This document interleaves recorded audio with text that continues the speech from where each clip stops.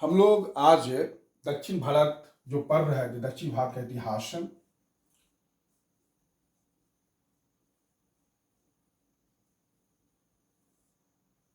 तो आज हम लोग चोल साम्राज्य के बारे में पढ़ेंगे। चोल साम्राज्य के बारे में पढ़ेंगे।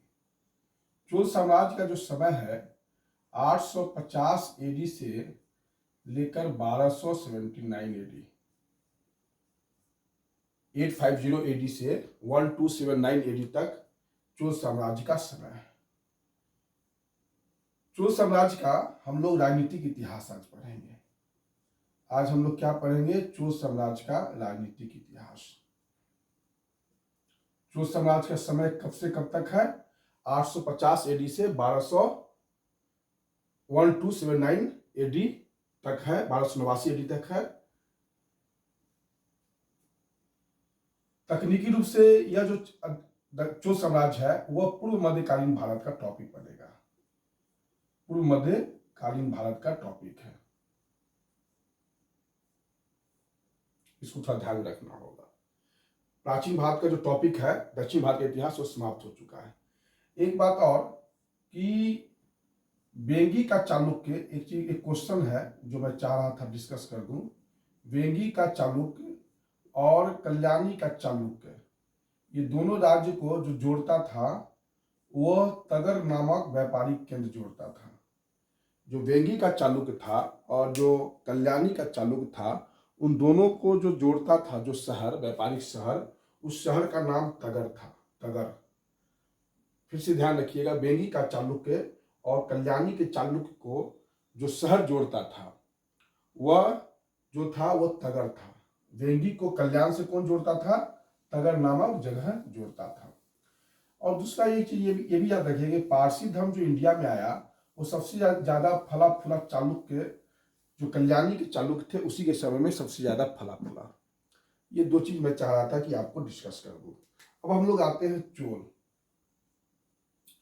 देखिए, चोल की चर्चा हम लोगों ने संगम काल में किया था और मैंने कहा था कि 300 एडी के आसपास संगम के जो तीन राज थे, चोल, चेर और पांडे, ये तीनों जो है समाप्त हो गए, क्योंकि जो विदेशी व्यापार होता था रोम के साथ वो समाप्त हो गया इस समय तक आते आते, और इन तीनों राज्यों का पतन भी हो गया। लेकिन चोल जो है फिर से 9वीं शताब्दी में के मध्य में फिर से उभर गए, फिर से उभर गए। और इनका जो क्षेत्र है वह टोंड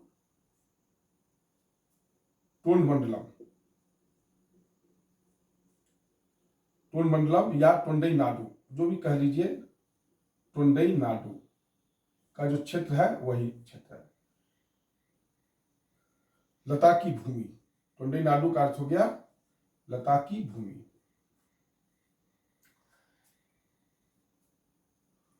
इस क्षेत्र में जो था ना, पल्लव और पांडे काफी लड़ते रहते थे। ये दो राजवंश आपस में काफी लड़ते रहते थे। इसका फायदा उठाया चोल, और चोल जो है वो पल्लव के ही सामंत थे। किसके सामंत थे? पल्लव के ही सामंत थे। लेकिन पल्लव और पांडे जो लड़ते थे आपस में, तो इनका जो शासक था, चोल शासक विजयालय थे, उन्होंने तंजौर को जीत लिया। तंजौर को जीत लिया।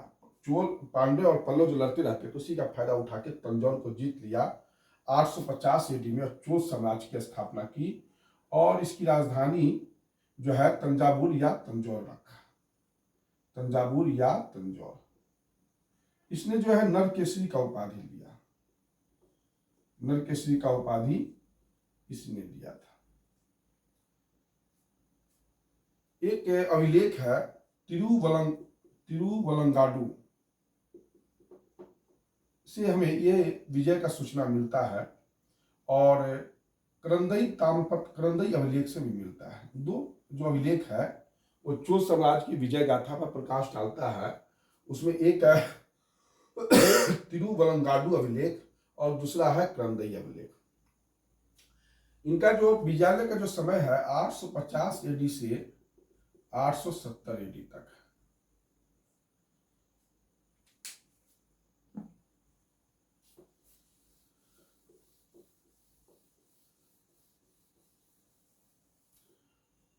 870 एडी में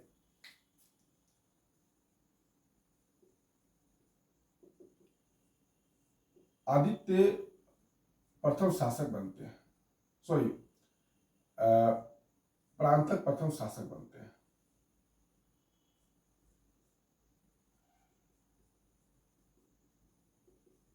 आठ सौ सत्तर एडी में जो है आदित्य प्रथम ही शासक बनते हैं। इनका समय जो है 907 एडी तक है, 907 एडी तक है आदित्य प्रथम में। आदित्य प्रथम जो है ये अंतिम जो चोल शासक था, सॉरी अंतिम जो पल्लव शासक था, अपराजित को पराजित करके आदित्य प्रथम ने स्वतंत्र चोल साम्राज्य की स्थापना कर दी, स्वतंत्र चोल साम्राज्य की स्थापना किया। आदित्य प्रथम ने स्वतंत्र चोल साम्राज्य का स्थापना किया, इसको हम लोग ध्यान रखिएगा। और इसने कोदंडराम का उपाधि लिया, कोंडराम का उपाधि लिया। ठीक,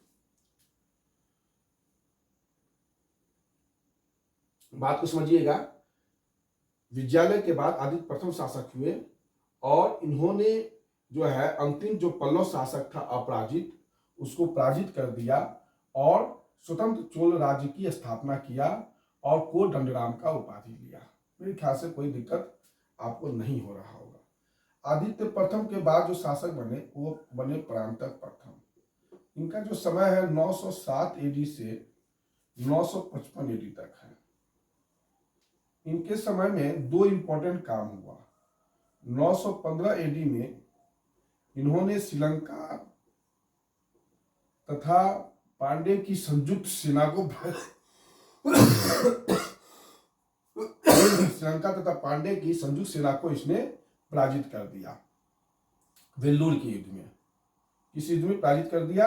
वेल्लूर के युद्ध में जो है 915 एडी में परांतक प्रथम ने श्रीलंका और पांडे की संयुक्त सेना को पराजित कर दिया। लेकिन जो इंपॉर्टेंट बात यह है कि 949 एडी में एक लड़ाई हुआ, उस लड़ाई का नाम है तक्कुलम का युद्ध।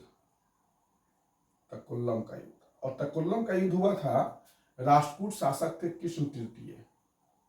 राष्ट्रकूट शासक क्या नाम था उनका? कृष्ण तृतीय। और लड़ाई हुआ था प्रांतक प्रथम से। इस लड़ाई में प्रांतक प्रथम पराजित हो गए। प्रांतक प्रथम क्या हो गए? पराजित हो गए। खैर, प्रांतक प्रथम पराजित हो गए तो कोई बात नहीं है, लेकिन शीघ्र ही क्या हुआ कि राष्ट्रकूट शासक कृष्ण तृतीय जो है निर्बल हो गया और फिर जो है कोई इतना ज्यादा राष्ट्रकूट शासकों ने पल्लव शासक को कहीं बहुत ज्यादा लॉस नहीं पहुंचाया। प्रांतक प्रथम ने मदुरई कोंड का उपाधि लिया। मदुरई कोंड का उपाधि किसने लिया? प्रांतक प्रथम ने लिया। प्रांतक प्रथम का एक इंपॉर्टेंट चीज है कि इसका एक अभिलेख मिला है, उत्तर मेरूर अभिलेख। उत्तर मेरूर शिलालेख मिला है और ये शिलालेख जो है ग्रामीण स्वशासन के बारे में हमें सूचना देता है। चोल की जो ग्रामीण स्वशासन है उसके बारे में हमें सूचना देता है। अभी तक हम लोगों ने चोल साम्राज्य के 3 शासकों का चर्चा किया। मैंने सबसे पहले विद्यालय का चर्चा किया और कहा कि आपको विद्यालय ने जो पल्लव शासक और पांड्य शासक आपस में लड़ते रहते थे उसका फायदा उठाकर जो है 850 ईस्वी में तंजौर पर कब्जा कर लिया और नरकेशी का उपाधि लिया। विद्यालय जो था, जो चोल साम्राज्य का संस्थापक था, वह पल्लव के ही सामंत थे। दूसरा इंपॉर्टेंट बात कि विद्यालय के बाद आदित्य प्रथम शासक होते हैं और आदित्य प्रथम जो है वह अंतिम पल्लव शासक अपराजित को पराजित कर देता है और चोल वंश का वास्तविक संस्थापक कोई अगर था तो वह आदित्य प्रथम ही था और स्वतंत्र चोल साम्राज्य का स्थापना किया और कोदंडराम का उपाधि दिया। उसके बाद प्रांतक प्रथम शासक बनते हैं। प्रांतक प्रथम के समय में 2 इंपॉर्टेंट घटना हुई। एक 915 एडी में वेल्लूर का युद्ध हुआ। इस युद्ध में प्रांतक प्रथम ने पांड्य शासक और श्रीलंका के शासक को संयुक्त रूप से पराजित किया वेल्लूर के युद्ध में।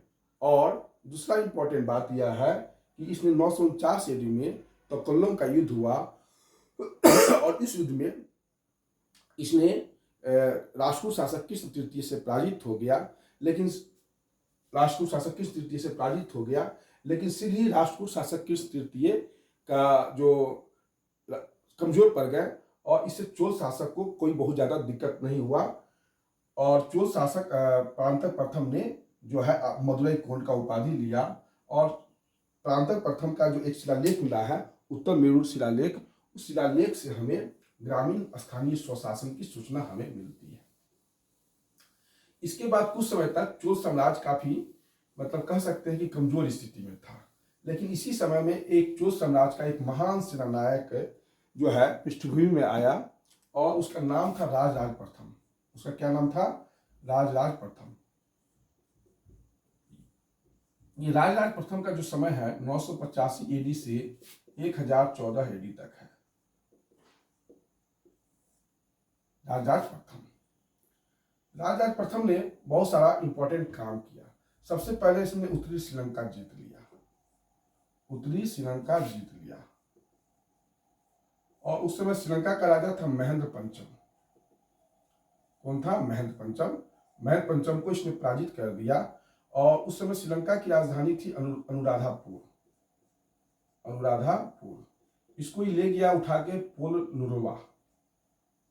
कहाँ ले गया? राजधानी पहले जो अनुराधापुर थी उसको पोलनुरुवा ले गया और इसने श्रीलंका के शासक महेंद्र पंचम को पराजित करके उत्तरी श्रीलंका पर कब्जा कर लिया।